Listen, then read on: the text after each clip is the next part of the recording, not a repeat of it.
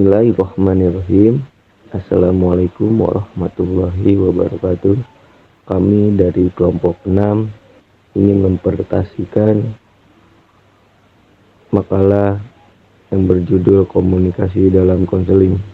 Sebelumnya saya ingin memperkenalkan diri. Saya Muhammad Razkais dan Aulia Majid Ar-Rahma, Rahayu Nur Hidayat, Andreas.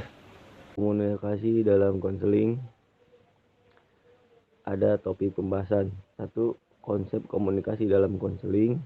2. Keterampilan dan pola komunikasi dalam konseling.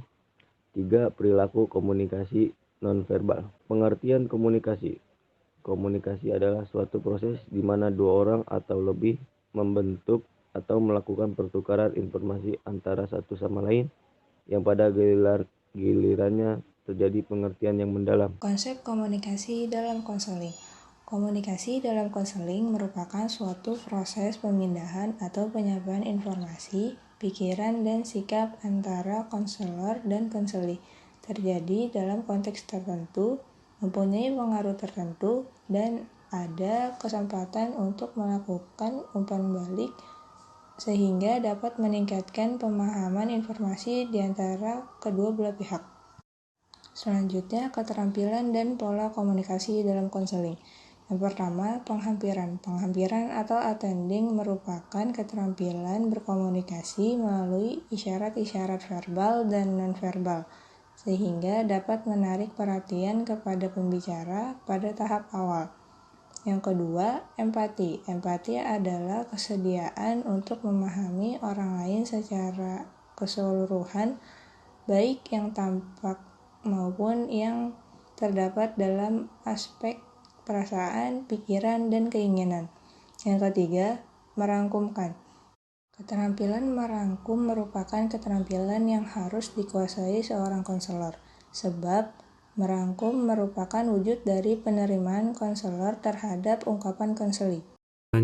Keterampilan bertanya merupakan keterampilan yang penting dan strategis dalam komunikasi konseling, sebab dapat menentukan kelancaran proses konseling. Yang kelima, kejujuran. Konselor harus mampu menunjukkan kejujuran dari apa yang diungkapkan sehingga data memberikan pesan secara objektif. Untuk itu, secara konselor harus mampu memberikan penyampaian secara terbuka tanpa manipulasi. Yang keenam, asertif. Asertif adalah suatu tindakan yang memberikan respon terhadap tindakan orang lain dalam mempertahankan hak asasi sendiri yang mendasar tanpa melanggar hak asasi orang lain yang mendasar pula. Dalam komunikasi konseling, keterampilan ini sangat diperlukan untuk menerima respon konseli dengan cara sedemikian rupa hingga konseli merasa hak asasinya tidak terganggu. Yang ketujuh, konfrontasi. Keterampilan ini digunakan untuk memberikan respon terhadap pesan seseorang yang mengandung pesan ganda yang tidak sesuai atau saling bertentangan satu dengan yang lainnya. Yang terakhir, pemecahan masalah. Hal ini penting. Konselor harus mengembangkan suatu mekanisme komunikasi yang memberikan kesempatan pada konseli menyatakan pendapat dan sumbangan pemikiran, menjabarkan serta memilih alternatif pemecahan masalah sendiri.